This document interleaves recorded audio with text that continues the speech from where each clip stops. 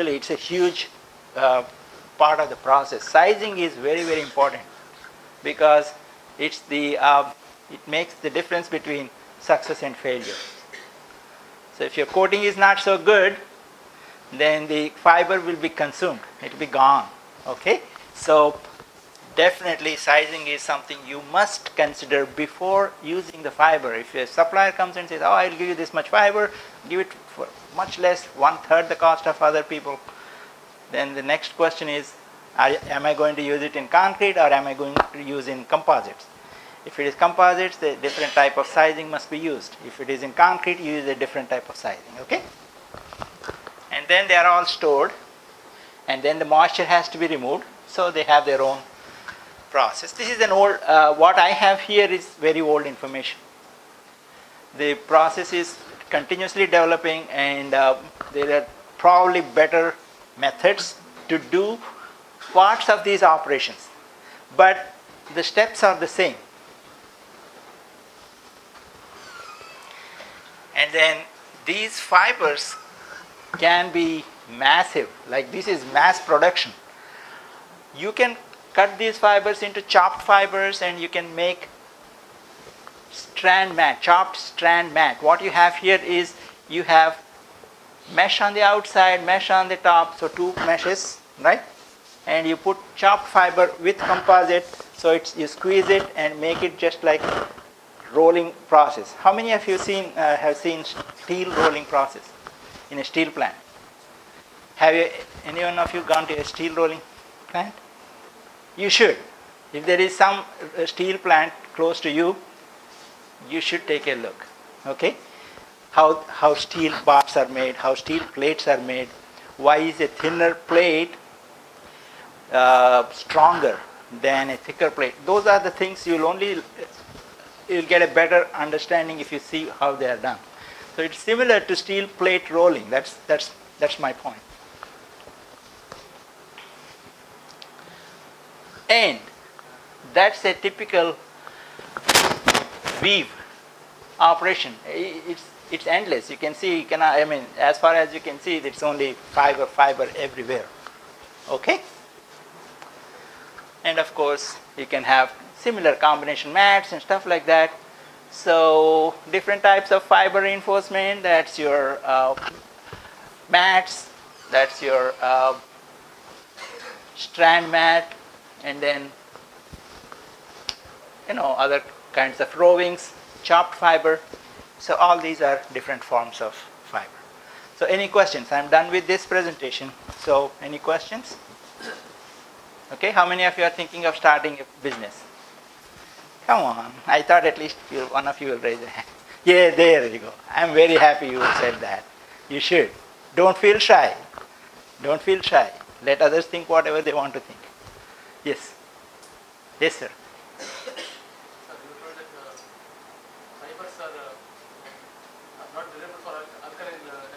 That's if you don't have proper sizing, it's quite. Because concrete itself is yes, absolutely. You're right. So the point is, what's the pH of wet concrete? 13. Very good. It can range around 12 to 13. So it can go as high as 13 and even slightly higher than that. So if you survive that condition, after some time, what is the pH? After it hardens a little bit? Much less, yes, you're right. So it becomes much less than 12, 13. So it's closer to 10, 9, 10 maybe. So you have to survive those first few hours from alkali attack. That's for sure.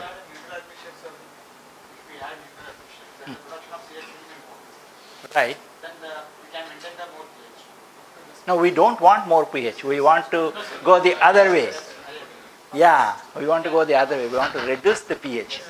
If you find a way to reduce pH, we can talk. Okay? Because we are looking at ways to reducing pH. I'm sure some of you have ideas. But reduced pH is very useful because we are working on some microbial applications. So that's where you need reduced pH. Okay? Sir, if you reduce again pH which is less than 7. Less than? One more problem starts. No. You don't want to reduce it to less than 7. Not needed. No. Neutral is fine. Neutral, even if it is not neutral, even like 8, 9 is good. Yeah. Okay. So any other question? So yes, coming back to your question, if you have sizing, it's okay. If the sizing is not effective, then there. Actually, in my test, I have seen you use fibers, these basalt fibers without sizing, proper sizing, and you mix concrete, add these fibers, chopped fibers. Next day, you try to break, apply. Hmm? No. Balling is something you handle with admixtures. No problem. I'm talking about something else. I'm talking about the interaction between alkali and fiber. So basalt fiber, if you don't have proper sizing, you make fiber reinforced concrete with that. Next day you do just a 3-point low test. You will not be able to see anything. It's just like plain concrete. So it's absolutely useless, 100% useless to use fiber without proper sizing in concrete. So that's why AR glass, they are now coming up with AR glass, which is becoming common. They are trying to use, even for small chopped fiber, they want to use AR glass. Yeah. Any other question or comment? Sir, you have shown this figure. This is for pull-out test. Yes, that's right. Those are the anchors to do pull-out, not pull-out test, but tensile test. Making yes. Yeah, anchors, that's right. Okay.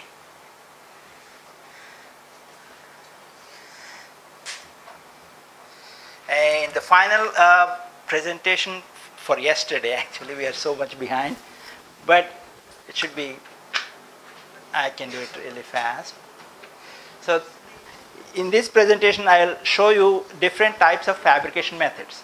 Okay, I'll focus mainly on something related to civil engineering. There are a lot of other processes like RTM method and all. Those are mainly for mechanical engineering processes, so we don't want to go there. If we have time, in my graduate level class that I teach, I walk them through all those methods also. But that's a 14-week full semester course, and we are trying to squeeze as much as we can in these 4 days of sessions. So there's a difference. So I'll skip a few things, but you can pick up any reference and you will still find out all the details I'm going to present here. Okay. So fabrication is the process of making different shapes of composites. So you want the composite in a particular form, you want it in a, let's say, in a round shape or whatever it is. You create the composite and you mold it just like concrete actually. There's a lot of similarity between concrete and composite. You make concrete, make the forms, place the concrete, let it set, and once it sets, remove the form work, and then you get your product, right? Similarly for composites, you have to make a, depending on the process you are using, you make the mold, place your fabric or whatever you are using, mat, fiber, chopped fiber, whatever you are doing, and then impregnate it with resin, and that will create a composite. Let it cure. Sometimes some chemicals will need some little bit of heat cure, others don't. So we have done this a lot in our in my department lab. We do our wrap work by hand layup, and I'll show you some of the ways to do that. So fabrication is a process of combining matrix with fibers, just like we are combining wet concrete with steel reinforcing bars, just like that. So depending on your resin type, like if it is a thermoset, you have a few processes that are more suitable, and if it is thermoplastic material, then there are other suitable methods. So mainly our mechanical engineering industry uses thermoplastic material, aerospace industry uses that. So for that they have very well defined shapes, and there may be hundreds or even thousands of those parts you are making. It's mass production, so you can the process can be designed to accommodate that kind of mass production. Okay. So choice of processing method depends on, like I already said, the actual application, chemical nature of the matrix, that means thermoset or thermoplastic material, temperature, and well, we'll talk about glass transition temperature later, cost effectiveness of the process. I think the biggest item is this. We can, as most of you are, I know you are faculty members, you are teaching, you do your research, so we do a lot of our own things in our labs, but unless you can make it cost effective, nobody is going to use that. It will just be a nice paper in a good journal. That's all it's going to be. So unless we make it cost effective, it's not attractive to industry. So you have to always, at least from my point of view, I always look at the application end, because my sponsor will not give me money unless I can show how I can apply the product in their business. That's a precondition for getting money. So cost effectiveness is very, very important.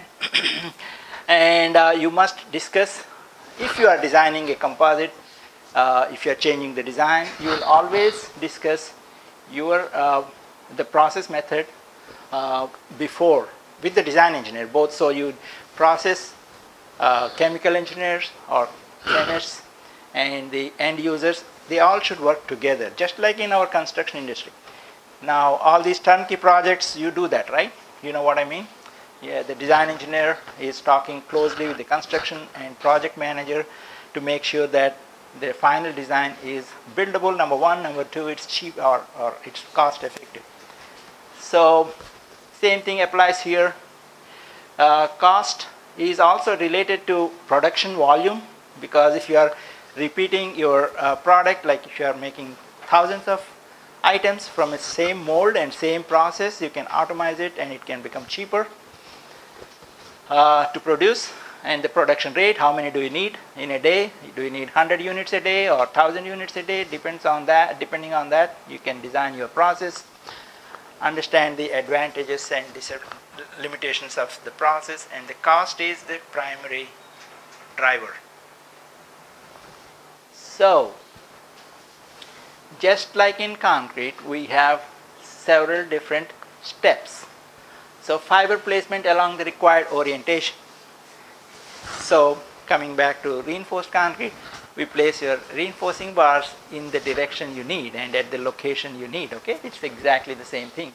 Then impregnation of fiber with resin. So you place your concrete surrounding the steel bar, that's your reinforced concrete. Exactly the same way we will impregnate the fibers with resin. Actually, all these slides, I think I made a mistake. We should have sent those slides to you beforehand, but we did not. But all these slides will be available to you, right? So I'm sorry, I should have given you beforehand so you could refer to those while we are talking. So you don't have to take notes or take pictures of the slides. But these will be available to you, okay? Then consolidation, just like we do consolidation of concrete, we need to make sure that it's consolidated, squeeze out excess material, remove all the air pockets, and all these are chemical processes, therefore it will always have some kind of effluences, like that means some kind of volatiles will be, there will be emission.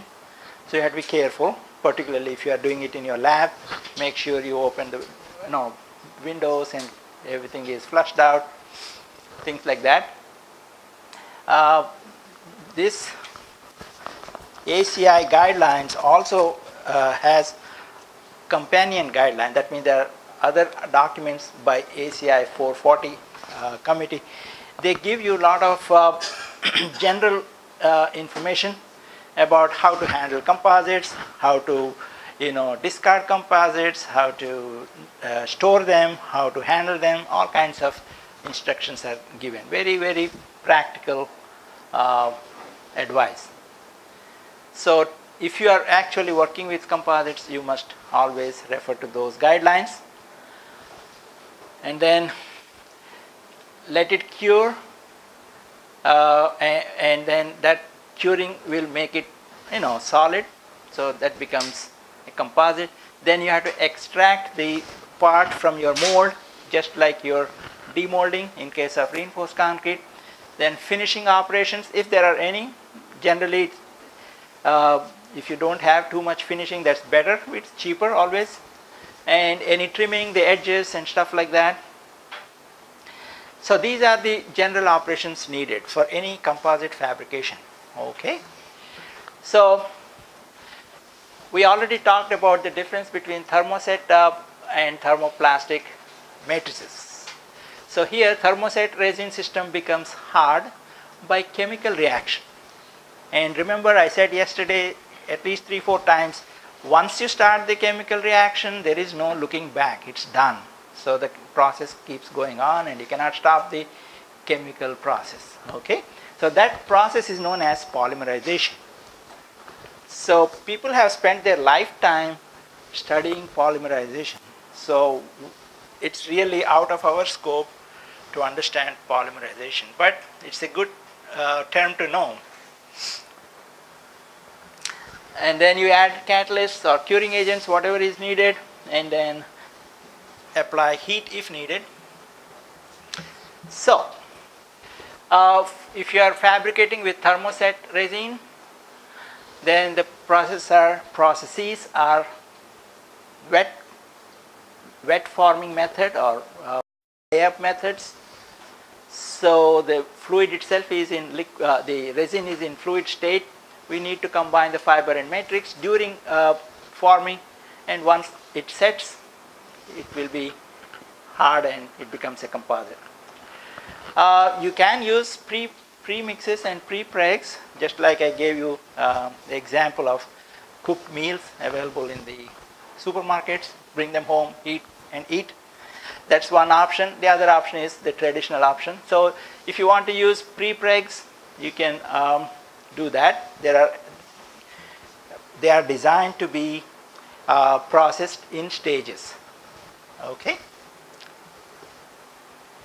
Now we will go over just a few, not all of them. We'll try to talk about 1, 2, maybe not, bag molding and pultrusion. Everything else is more or less mechanical applications, so we'll not go there. But remember, these options are also available.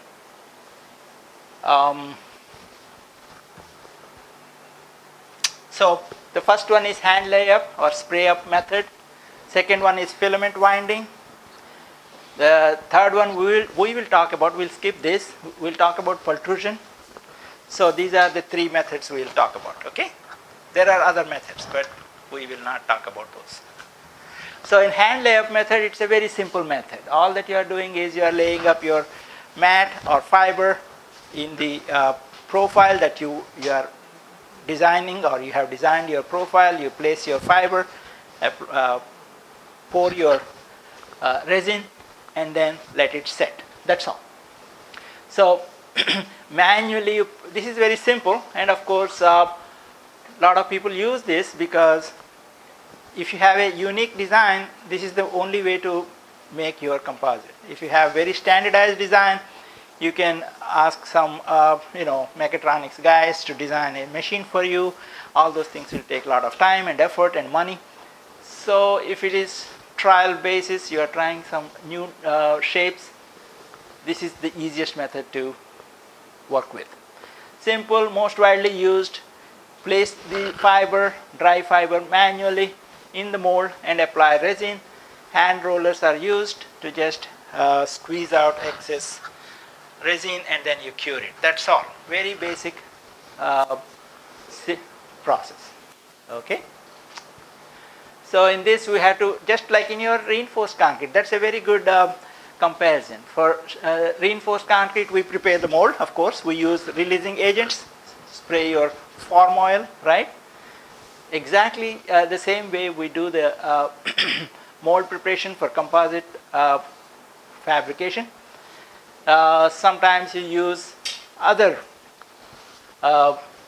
materials like gel coating to give a beautiful appearance, whatever appearance you want. You can use dyes to change the color of the surface. Then if you have a logo, nice logo from NITK logo you want to put in your composite, you have to add that before you do the layup, and you lay it up and then place your resin and cure. Okay? There are a lot of advantages of hand layup. Large parts can be made. No equipment, practically no equipment is needed, so that's a big cost item, equipment. Minimum tools, we don't need many tools. Void contents can be large. 1% void content is large, considered to be large. You can do several layers of fibers. You can first use glass fiber layer, and then you can use carbon fiber layer, then again glass, again carbon. So you can mix and match based on your design. So inserts and structural reinforcing, that's also very important, because you need to put some metal inserts so that you can do the connections, right? So for connections you will need metal inserts. Finish is very good, but it can only be good finish on the form side. On the outside, on the side you are working, it won't be that great finish. And curing oven and all those additional items won't be needed. So what's the disadvantage? The disadvantage is the surface will be much better where it is in contact with the mold. However, on the surface that you are working on, it's not so good.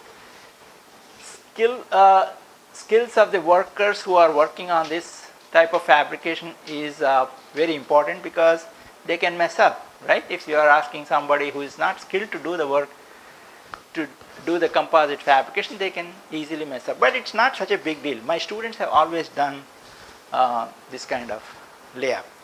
So students, when they arrive in US or anywhere, they go to the lab. They have never done anything manual in their life. So the standard joke in our lab is, when they arrive, they don't know the difference between a flathead screwdriver and a Phillips screwdriver, right? So Phillips screwdriver has a star-shaped end, okay? So they will say, oh, they don't know the difference between flathead and a Phillips. But by the time they finish in 2-3 years, they know everything. They know how to cut. They know how to fabricate. They know welding. Okay, have you, any one of you done welding? No, okay, I know some of you. That's okay. But generally speaking, not many people would have done welding. They can do everything and anything. We don't have, in my lab, we have one lab technician. Everyone else is lab technician. All the students are lab technicians. I am a lab technician. My colleagues are lab technicians. We do our own things. Whereas in other universities, you will see there are lots of lab technicians to help you out, which is a good thing.